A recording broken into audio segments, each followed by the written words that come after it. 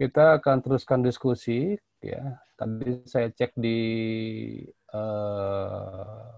email saya, sudah 3 kelompok yang meng-email ke saya, dan ada beberapa kelompok yang hari ini bisa maju ya.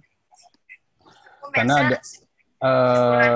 ada kelompok yang mengirimkan temanya pertama tentang Emil Durkheim tentang fakta sosial, kemudian ada Max Weber tentang tindakan sosial, dan juga dari Peter Elberger tentang realitas sosial. Nah, itu yang saya terima di email saya. Maka sebentar saya akan coba keluarkan dari email saya untuk nanti di share screen ya. Bentar. Ada dari kelompok 1 IPS 2 ya. Ini dari kelompoknya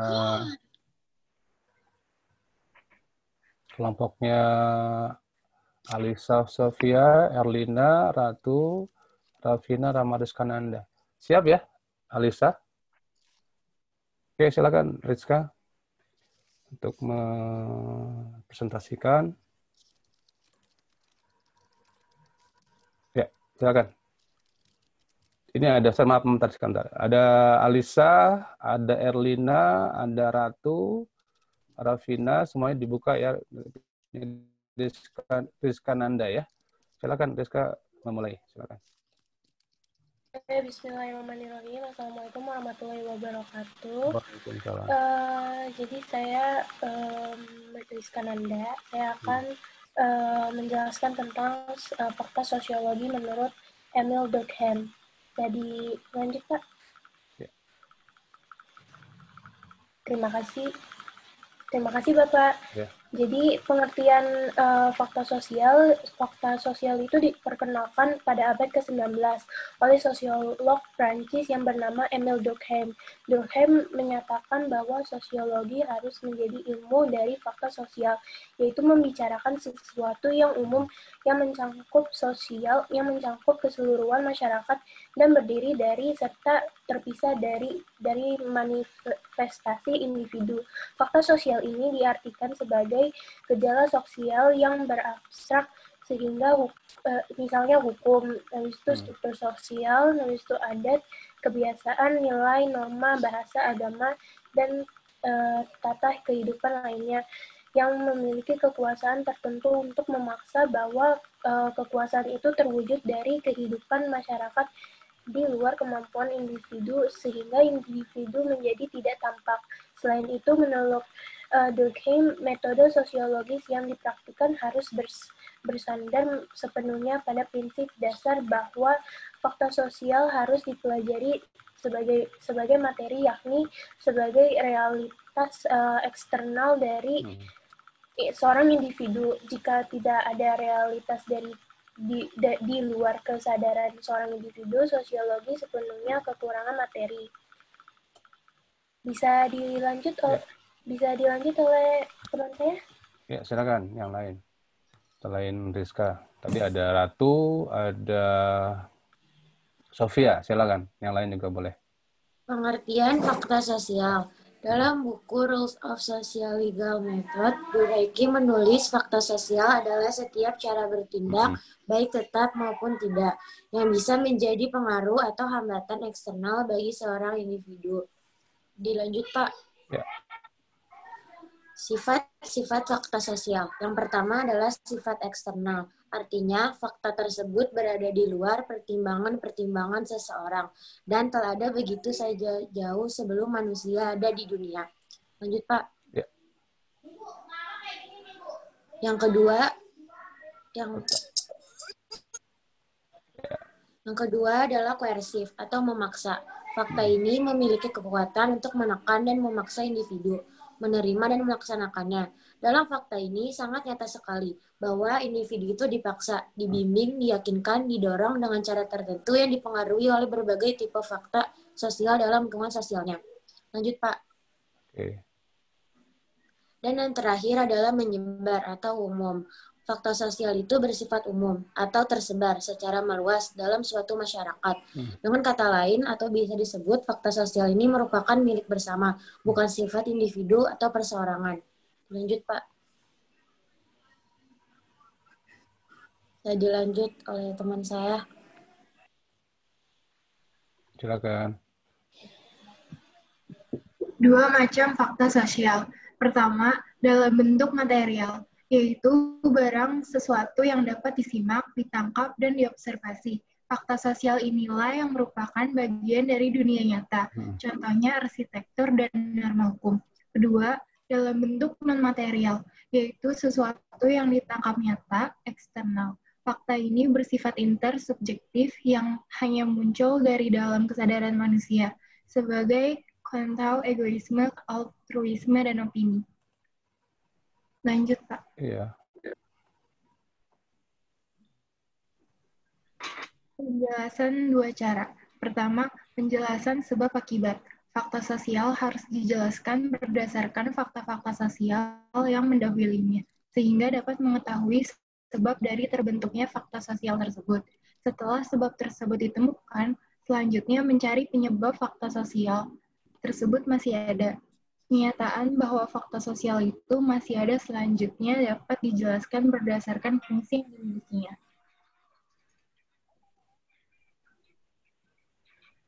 Dua, penjelasan fungsional. Fungsi suatu fakta sosial harus selalu ditemukan dalam hubungannya dengan suatu tujuan sosial lainnya. Ini berarti bahwa harus diteliti apakah ada persamaan antara fakta yang ditinjau dengan keperluan-keperluan umum dari organisme sosial itu dan di mana letak persesuaiannya.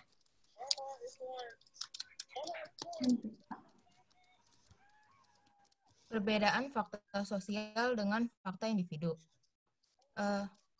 Pak, ini sorry, maaf. Ya.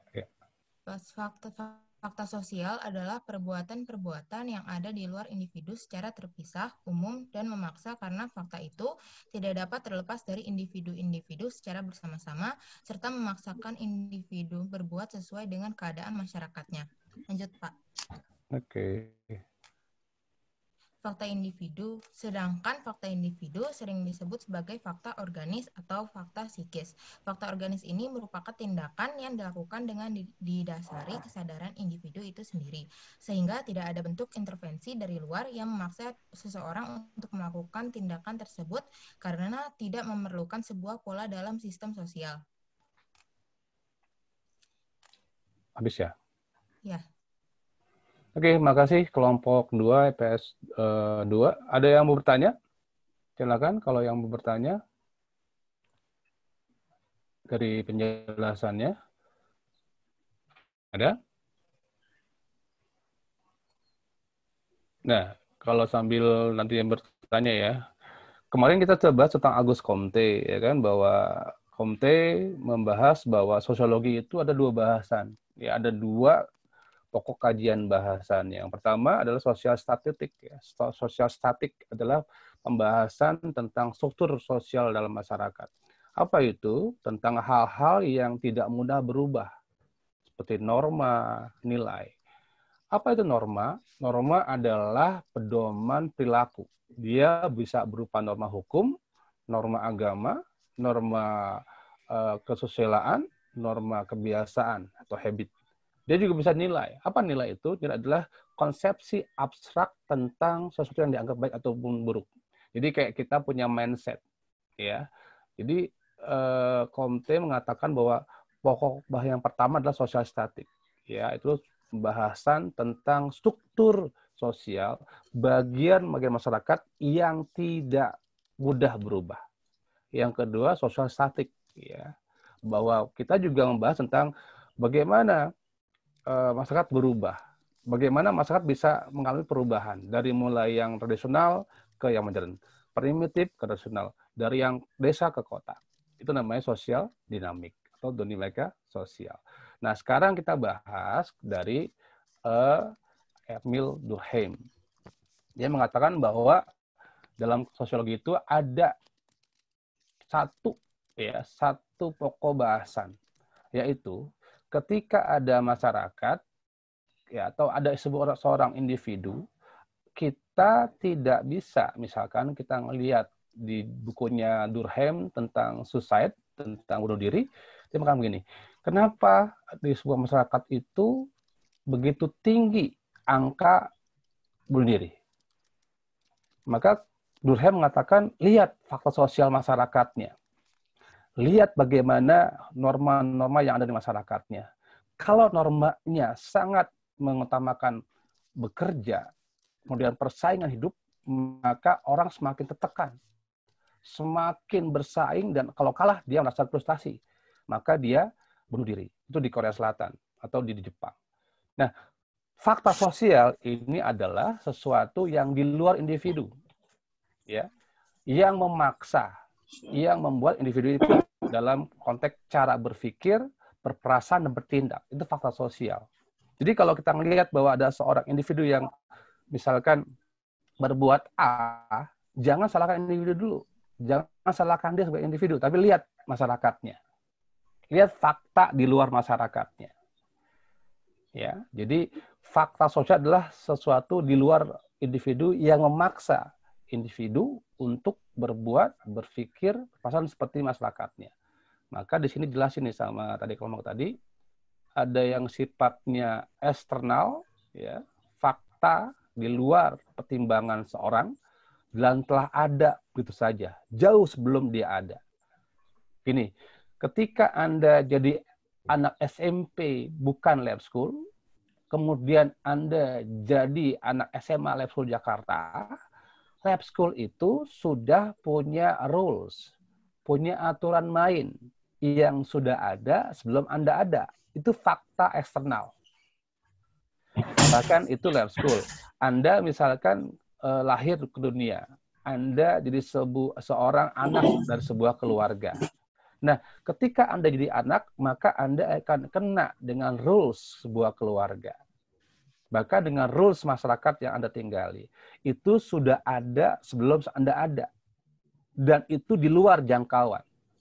Pertimbangannya bukan individu, tapi di luar jangkauan individu. Itu eksternal ya. Kemudian yang memaksa, ini sifat yang kedua, memaksa. Kita tidak bisa, ya, kita tidak bisa keluar dari fakta sosial kita.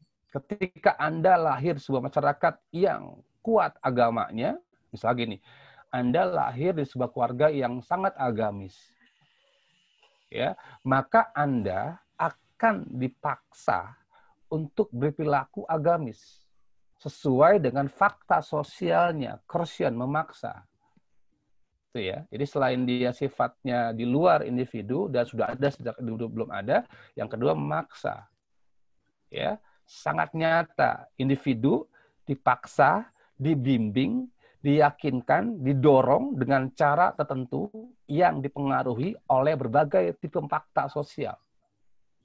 Ya, tadi keluarga, teman pergaulan, peer group, sekolah, masyarakat, bahkan media massa. Maka saya bilang gini, ketika Anda sering main game-game yang sifatnya agak sedikit jelek atau mungkin tidak baik, maka Anda akan ikut terpengaruh itu semua.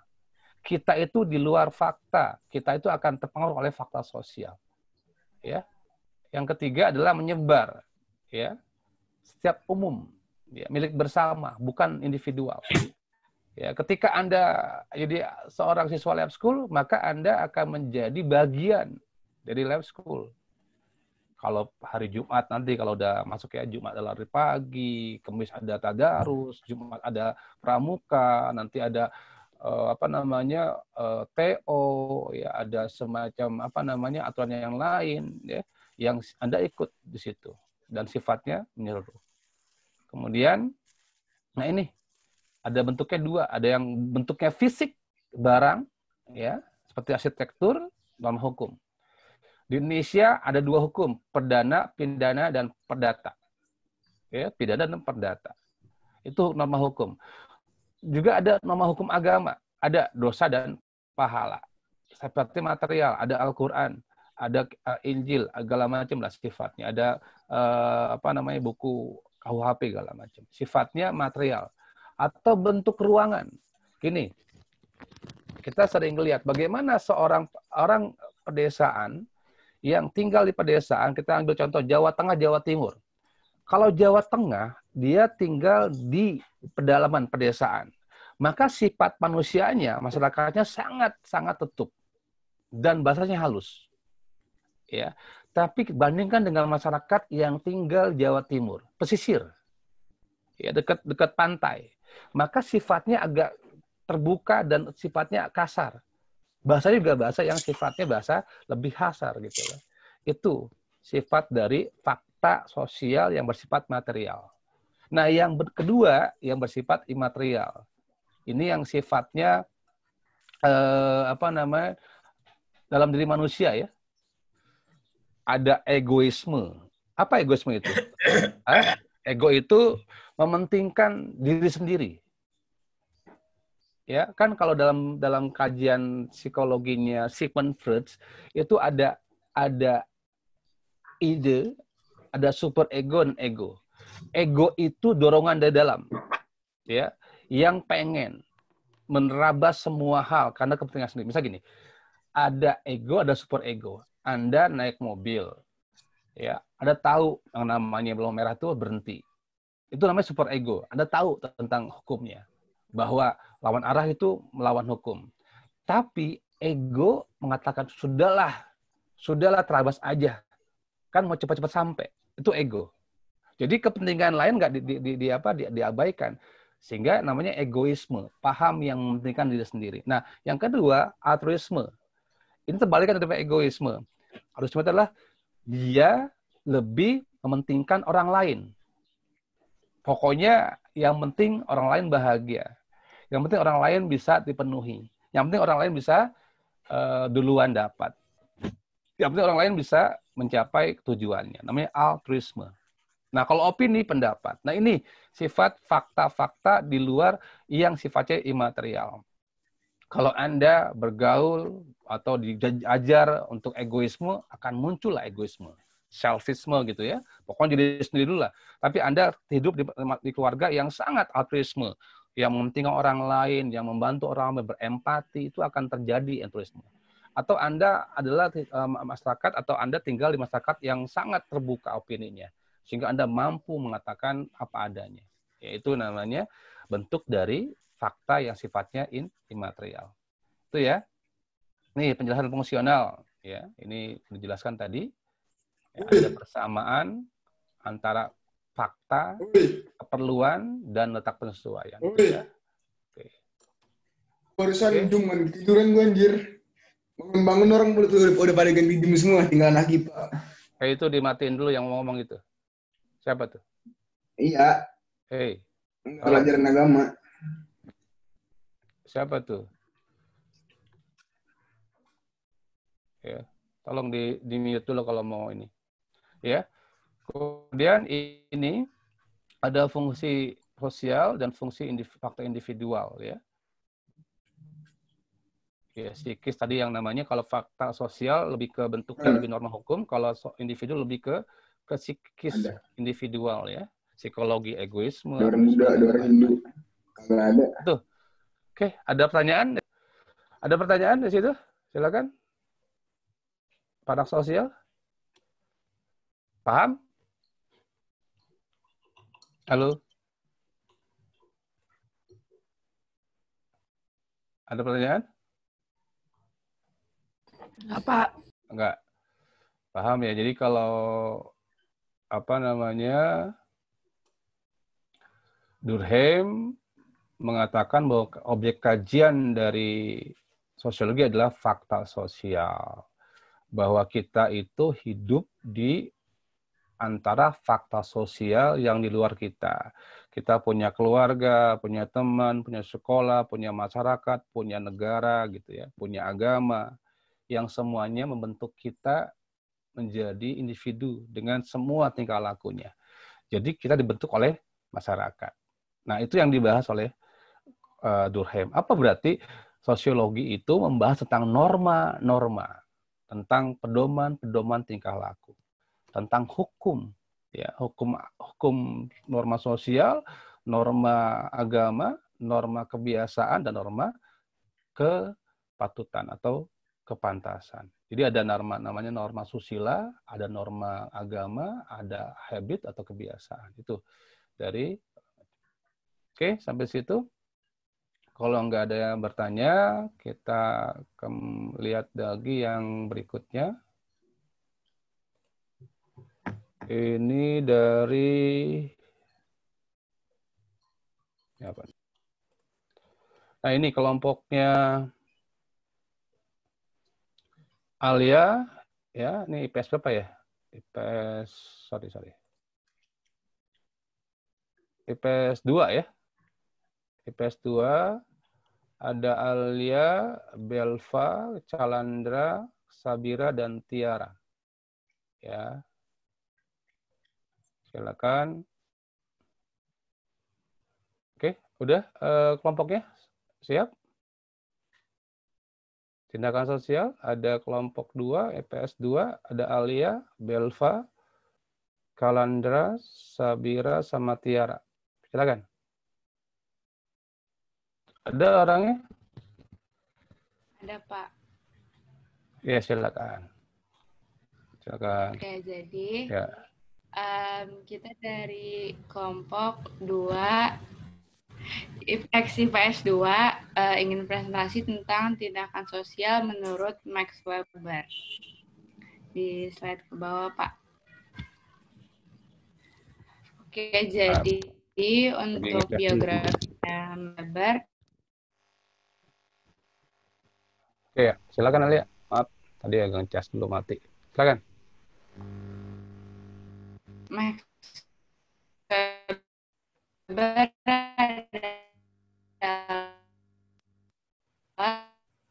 Oh, ini Alia. 1864 dan meninggal dunia di Munchen 14 Juni 1920.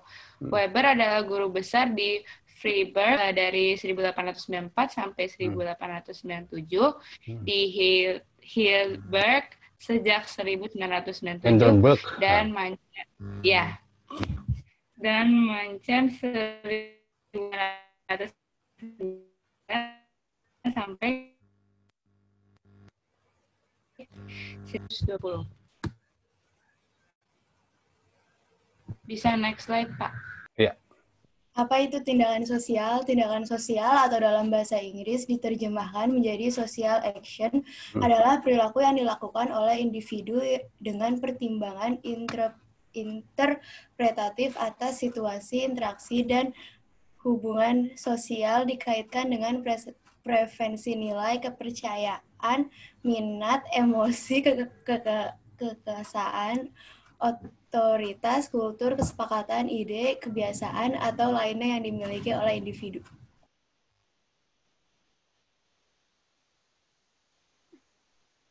Tindakan sosial menurut Max Weber. Tindakan sosial menurut Max Weber adalah suatu tindakan individu sepanjang tindakan itu mempunyai makna atau arti subjektif bagi dirinya dan diarahkan kepada tindakan orang lain.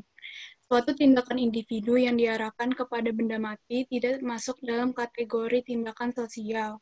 Suatu tindakan akan dikatakan sebagai tindakan sosial ketika tindakan tersebut benar-benar diarahkan kepada orang lain atau individu lainnya.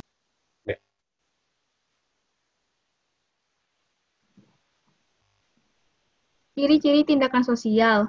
Terdapat 5 ciri tindakan sosial, yaitu jika tindakan itu menurut aktornya mengandung makna subjektif, dan hal ini bisa meliputi berbagai tindakan nyata. 2. Tindakan nyata itu bisa bersifat membatin sepenuhnya.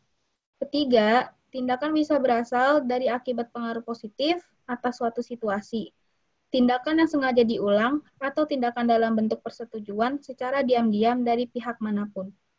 4. Tindakan itu diarahkan kepada seseorang atau kepada beberapa individu. 5. Tindakan itu memperhatikan tindakan orang lain dan terarah kepada orang lain itu. Tipe tindakan sosial. Yang pertama ada tindakan rasionalitas atau tindakan rasionalitas instrumental. Tindakan ini merupakan suatu tindakan sosial yang dilakukan seseorang didasarkan atas pertimbangan dan pilihan sadar yang berhubungan dengan tujuan tindakan itu dan ketersediaan alat yang dipergunakan untuk mencapainya. Yang kedua ada tindakan rasional nilai. Di sini tindakan rasional nilai memiliki sifat bahwa alat-alat yang ada hanya merupakan pertimbangan dan perhitungan yang sadar, sementara tujuan-tujuannya sudah ada di dalam hubungannya dengan nilai-nilai individu yang bersifat absolut. Ketiga, ada tindakan efektif atau tindakan yang dipengaruhi emosi. Tipe tindakan sosial ini lebih didominasi perasaan atau emosi tanpa refleksi intelektual atau perencanaan sadar. Tindakan afektif sifatnya spontan, tidak rasional, dan merupakan ekspresi emosional dari individunya.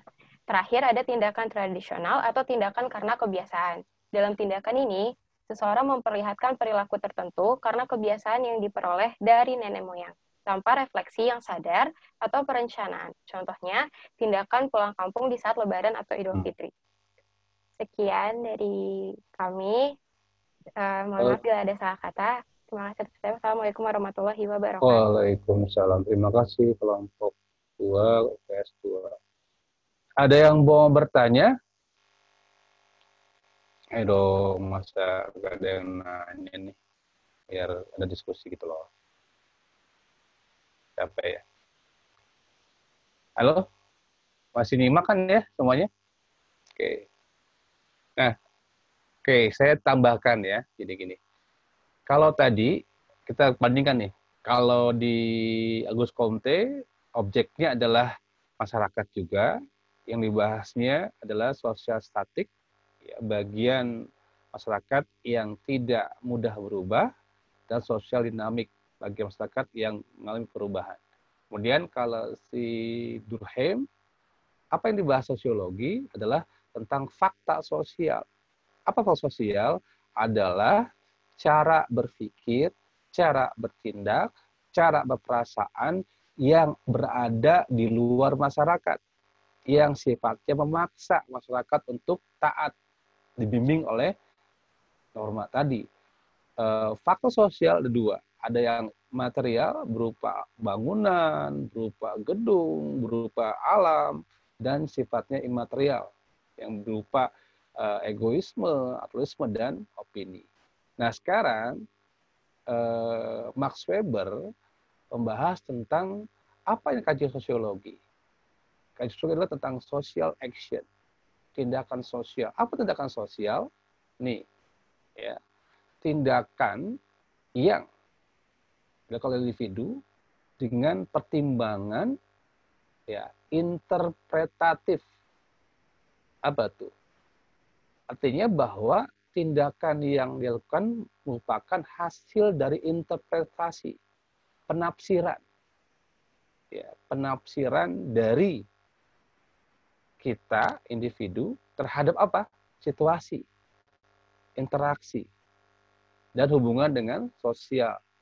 Dikatakan dengan preferensi. Atau kayak kita punya nilai. Misal gini, Anda berada di sebuah ruangan. Tiba-tiba ada seseorang yang bertato. Kemudian berpakaian yang seram gitu ya, yang hitam-hitam. Kemudian Anda dihampiri oleh seorang tadi. Maka tindakan Anda akan menginterpretasikan situasinya. Wah, ini jangan-jangan mau merampok.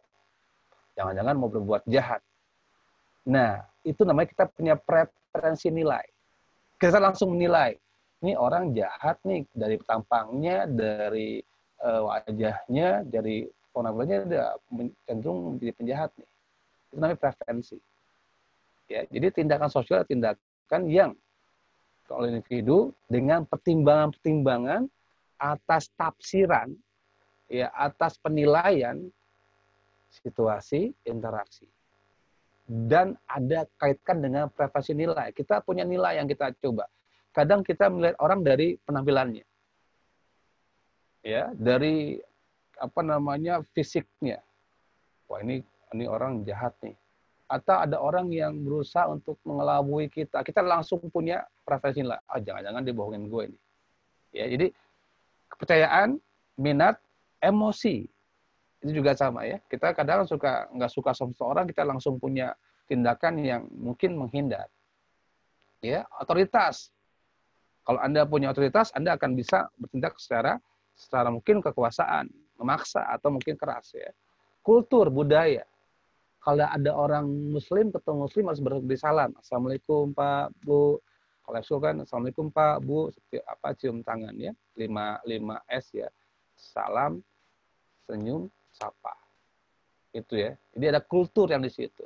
Kesepakatan tentang nilai, ide, kebiasaan dan lain-lain. Jadi tindakan sosial, tindakan yang ada pertimbangan ya, tafsiran, situasi, kekuasaan, emosi, kultur. Itu kata si Max Weber. Nah, apa berarti yang dikaji sosiologi tentang tindakan sosial? Kita gini, ketika ada orang, katakan kita menangkap seorang maling maling sepeda gitu ya, kita nggak menghapil langsung menunjuknya atau menghajar ya. Tanya, kenapa Bapak mengambil sepeda? Kemudian dia bilang, iya Pak, saya punya anak 5, nggak punya pekerjaan, kami lapar. Kemudian akhirnya saya dengan terpaksa maling sepeda. Nah, Anda menafsirkan, berarti motifnya bukan karena maling ini, bukan karena dia jahat, tapi karena motif ekonomi. Kita menafsirkan ya semua tindakan sosial masyarakat. Itu ya. Oke, kemudian ini ya ada penjelasan lagi ya. Kepada benda mati tidak termasuk tindakan sosial.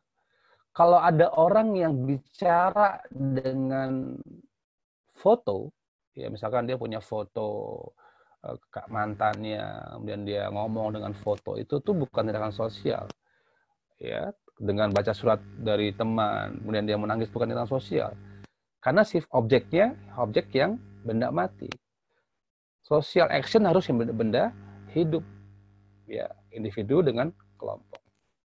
Nah, ada 5 ciri-cirinya ya. Jadi ada aktornya, ada maknanya, bersifat membatin sepenuhnya, tidak biasa berasal dari akibat pengaruh positif atau negatif, tindakan yang sengaja diulang, atau tindakan dalam bentuk persetujuan secara diam-diam dan pihak manapun. Tindakan diarahkan kepada seorang atau kepada beberapa individu.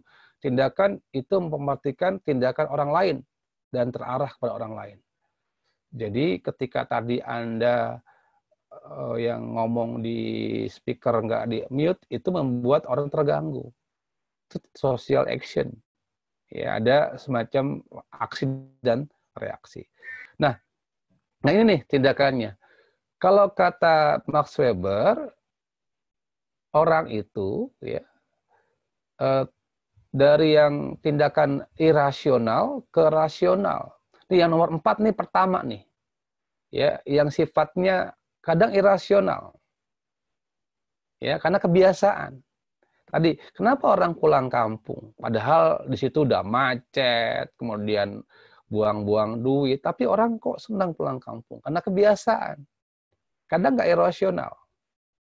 Pernah lihat acara sekatenan di Solo, Alam Solo, itu ada satu acara di mana orang-orang keraton membawa semua perangkat-perangkat pusaka keraton, bahkan ada yang namanya kebo selamat ya, kayak selamat ya, kebo warna putih gitu ya.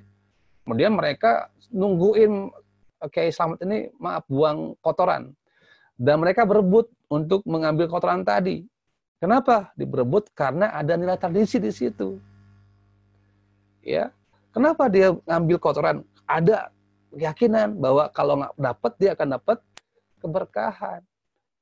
Jadi tindakan yang dasarnya adalah kebiasaan masyarakat sama tindakan rasional. Yang kedua, ini tindakan yang ketiga nih, yang ini terbalik. Yang tindakan yang berdasarkan afeksi. Apa afeksi itu? Rasa, kasih sayang. Ya, perasaan atau emosi, ya, tanpa refleksi, ya, spontan, bahkan tidak rasional, ekspresi emosional. Ya, kadang kita ngelihat ada orang yang begitu cepat nangis, begitu cepat terharu, begitu cepat empati. Tapi juga ada orang yang tidak begitu punya empati, careless, bodoh amat lah, ya, bodoh amat. Yang penting gua nggak kena. Itu juga afeksi social action. Atau orang yang cepat emosi, apa-apa marah, ya. Ada orang yang dikatain dikit langsung emosi. Ada orang yang kalem, ya. Atau yang paling gampang adalah ketika seseorang, katakanlah seorang ibu gitu ya, yang begitu fokus pada anaknya, dia katakanlah dia bekerja siang malam, terus kemudian untuk apa? Dia menyayangi anak-anaknya untuk bisa sekolah dengan baik. Itu afeksi, tindakan dengan dasarkan kasih sayang. Kemudian yang ketiga nih, yang di sini kedua ya, tindakan yang dasarnya nilai. Nilai ini adalah berarti pertimbangan nilai, baik buruk lah ya. Kalau kita lihat kenapa orang Islam berpuasa, ya kan? Padahal kalau dia makan nggak ada yang tahu. Tapi orang yang berpuasa tidak mau dia membatalkan walaupun nggak ada yang lihat. Kenapa dia bertahan sampai maghrib? Karena nilai agama yang dia pegang.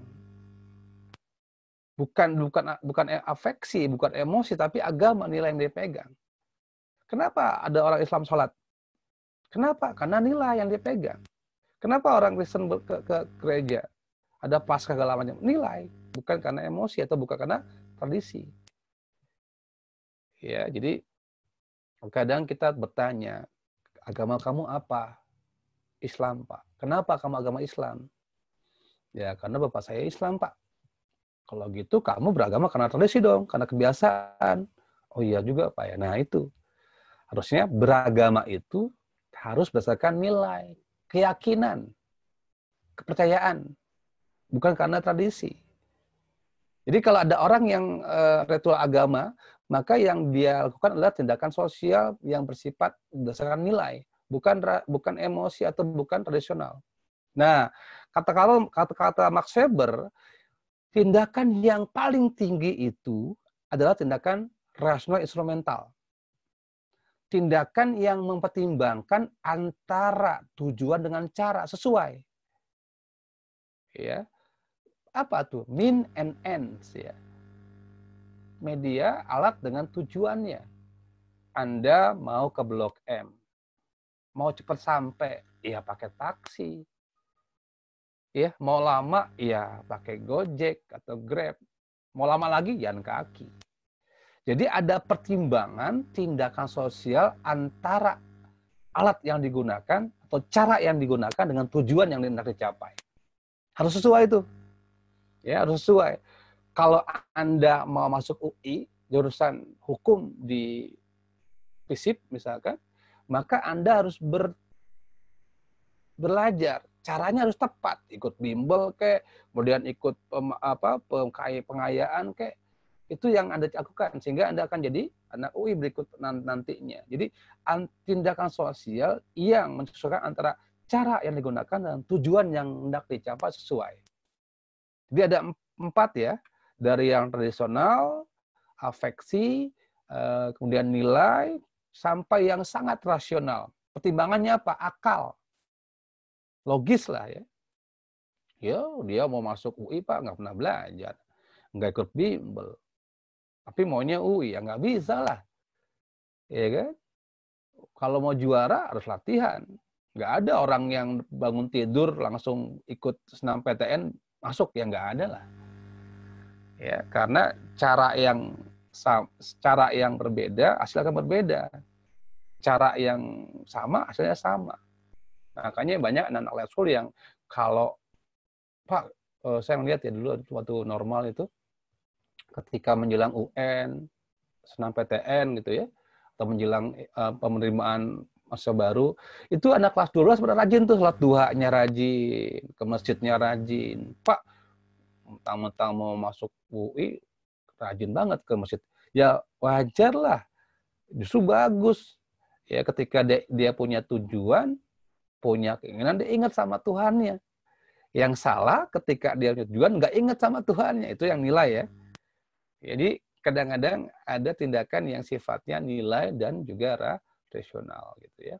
Makanya kalau mau kaya ya bekerja. Kalau pandai ya belajar. Gitu. Itu ya dari ada 4 jenis tindakan sosial menurut Max Weber. Jadi yang dibahas oleh sosiologi itu tentang social action, tindakan yang berhubungan dengan orang lain. Ya, ada pertimbangan tadi situasi, interaksi, emosi, dan juga kultur. Jadi kalau kita lihat kenapa ada orang yang berdemonstrasi, ada orang yang marah-marah, kenapa hari ini Indonesia banyak yang marah-marah gitu ya. Di Twitter banyak yang nyinyir, banyak yang saling lempar emosi. Nah, itu sebuah bahasan dari sosiologi tentang social action. Itu ya. Ada pertanyaan atau ada yang mau menanyakan ke saya, silakan. Tentang social action. Nggak ada? Halo? Udah ngantuk kayak ini. Nggak ada pertanyaan? Halo?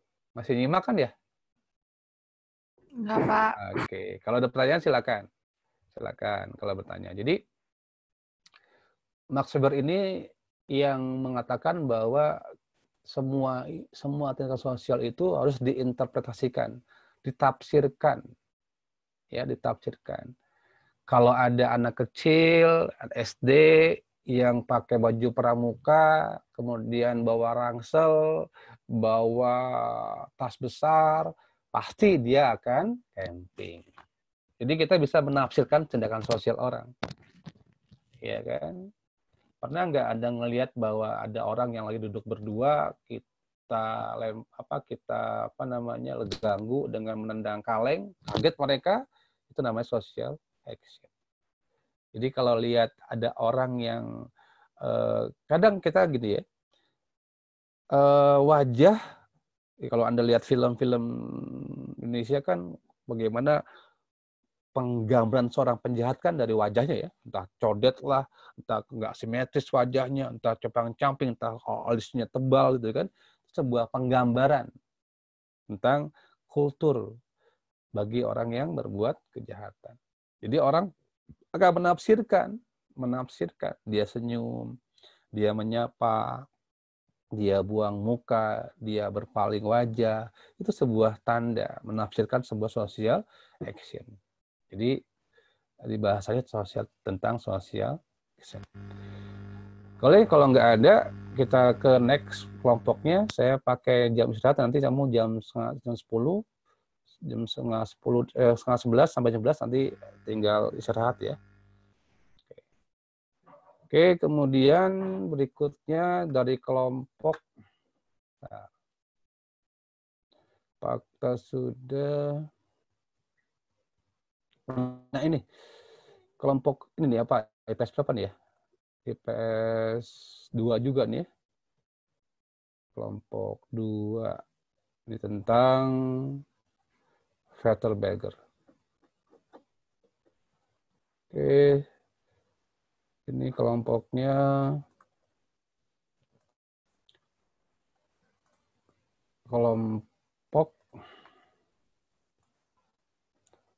ada Ilham, Fahri, Seji, Kimi, sama Deris ya. Silakan. Sudah ada orangnya? Pak, ya. Masih di waiting room Pak. Tadi dia salah. Oh, waiting room. Bentar. Pak tadi Pak. Iya. Waiting room.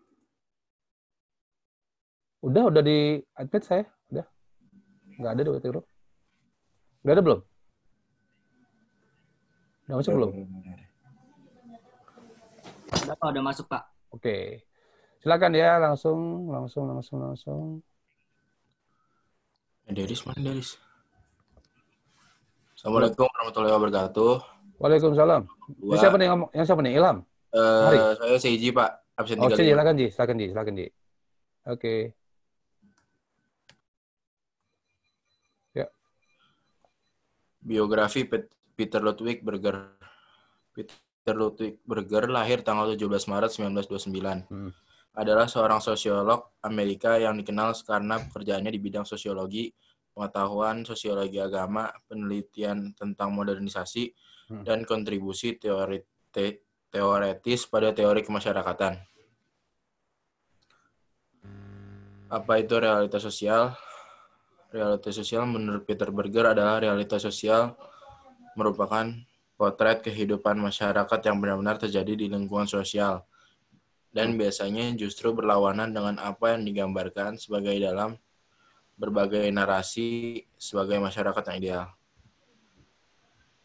Realitas sosial di Indonesia, fenomena sosial di Indonesia terutama tentang pendidikan dalam kehidupan masyarakat inilah bisa disebut sebagai bagian daripada realitas sosial yang menggambarkan tentang masalah-masalah ketidakseimbangan pembangunan fasilitas dan transformasi di Indonesia.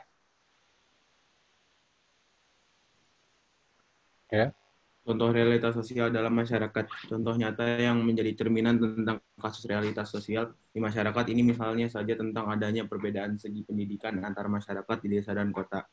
Contoh realitas sosial ekonomi, regulasi tentang sistem keuangan negara pada kenyataannya kemiskinan dan kekayaan masyarakat akan menjadi gambaran nyata dalam realitas sosial yang menuntut akibat akan fasilitas negara dengan tidak sama rata. Contoh realitas sosial pendidikan. Contoh lainnya tentang masalah pendidikan yang menjadi bagian daripada realitas sosial. Ini masalahnya saja peranan beasiswa bidik misi yang ditunjukkan oleh pelajar tidak mampu secara ekonomi akan tetapi memiliki kemampuan intelektual tinggi. Contoh realita sosial budaya. Contoh lainnya tentang adanya realitas sosial dalam bidang budaya ini misalnya saja ketidakinginan ke generasi muda untuk mempelajari kearifan lokal dengan baik. Padahal diakui ataupun tidak semua itu begitu penting sebagai proses melestarikan budaya yang ada. Oke. Ada yang bertanya? Oke. Ada? Nah, ini saya coba tambahkan. Beda lagi nih ya, ada Peter L. Berger. Ya, ada dua istilah. Ada gejala sosial, ada realitas sosial. Ya, ada fenomena sosial, ada realitas sosial. Jadi kalau gejala sosial itu sebuah kejadian yang muncul di masyarakat. Misalkan gejala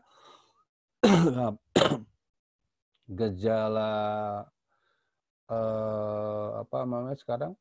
Gejala individualis ya dengan adanya media sosial, gejala makin maraknya kekerasan remaja misalkan, gejala makin banyak orang miskin di Indonesia, gitu ya.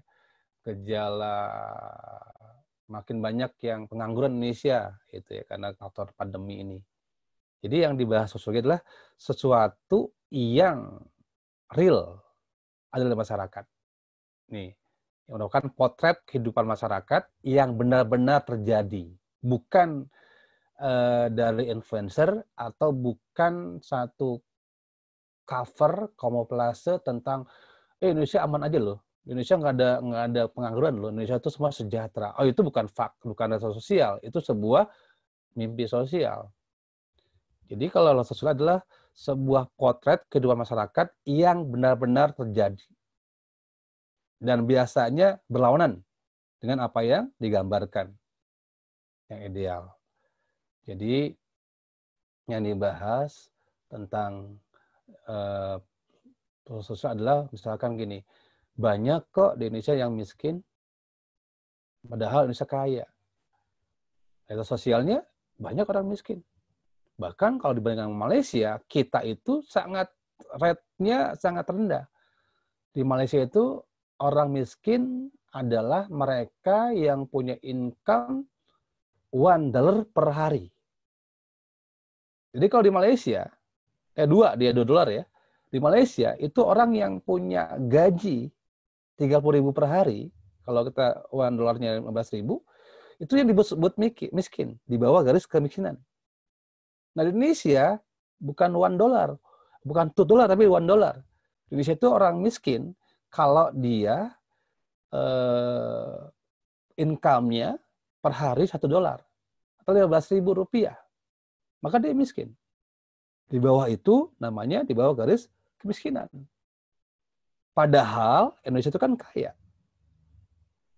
Kita lihat Indonesia punya apa sih?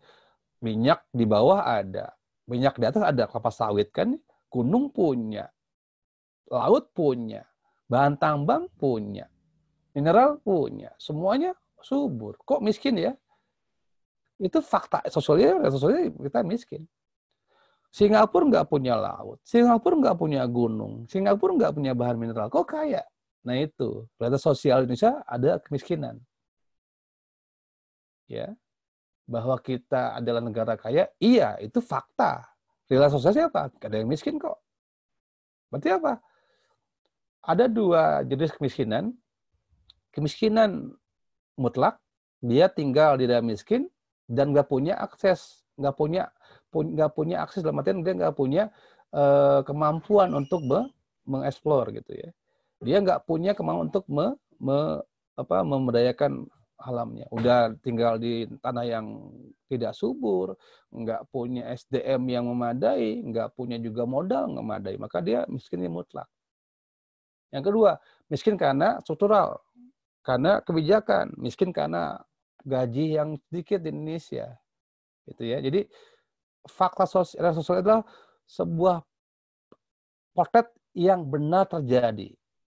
Kemiskinan, pengangguran, konflik agama. Iya kan?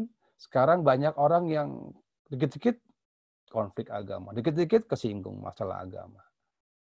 Katanya kita Bhinneka Tunggal Ika, oke, itu ada Pancasila. Tapi banyak orang yang kadang ya nyinyir agama lain. Kenapa sih ada yang menghina orang Islam?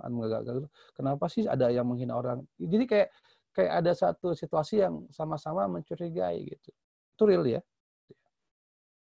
Nah ini dibahas juga nih. Terutama tentang pendidikan dalam kehidupan masyarakat lebihlah disebut dengan bagian daripada realitas sosial yang menggambarkan tentang masalah sosial, keseimbangan pembangunan, fasilitas dan transformasi di Indonesia. Iyalah. Sekarang PJJ di Jakarta gampang. Orang gampang nyari wifi, sinyal gampang. Coba bayangin di gunung. Orang harus belajar di gunung untuk cari sinyal. Ya kan? Maka kadang suka lihat ketimpangan sosial luar biasa itu ya. Nah ini dalam masyarakat beberapa contohnya. Dari segi ini masyarakat, kemudian dari segi pendidikan, ekonomi, dan budaya. Ini ya tentang sosial.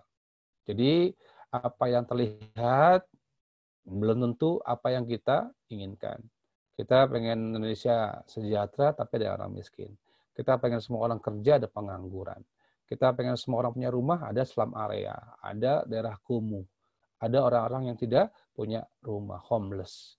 Semua orang pengen bekerja di sektor yang bagus, ada orang-orang kerja yang di pabrik, orang informal, orang-orang yang nggak bekerja, bahkan pengangguran.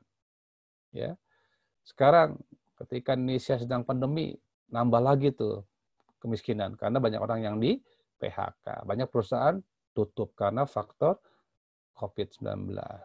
Makanya kemarin Pak Jokowi melontarkan bantuan kepada pegawai swasta yang gajinya di bawah 5 juta. Dikasihlah 16.000 per bulan selama 4 bulan tuh untuk membantu mereka bertahan hidup. Ya bayangin aja kalau ada seorang pekerja pabrik yang cuma gaji 2,5 per bulan. Punya 2 orang anak, satu anaknya harus mengeluarkan wifi, misalkan beli data 50.000 per hari. Sampai jam sekian, 50 kali 20 hari. 5 kali 2 sudah 1 juta. Nggak mungkin bisa. Sehingga muncullah kemiskinan baru. Bahkan sampai yang tidak bekerja. Itu yang dibahas ya. Kemiskinan, pengangguran, korupsi juga ada. Ya, korupsi. Apalagi kekerasan remaja, ya, LGBT, kemudian kekerasan seksual, tawuran, ya, kebakaran banyak juga. Itu yang dibahas oleh sosiologi menurut Bertel L. Berger. Oke, sampai situ ada pertanyaan? Pertanyaan di sini? Kalau tidak ada, oke, silakan saya akhiri ya. Nanti jam 11 Anda cek e-labs-nya. Makasih. Assalamualaikum warahmatullahi wabarakatuh.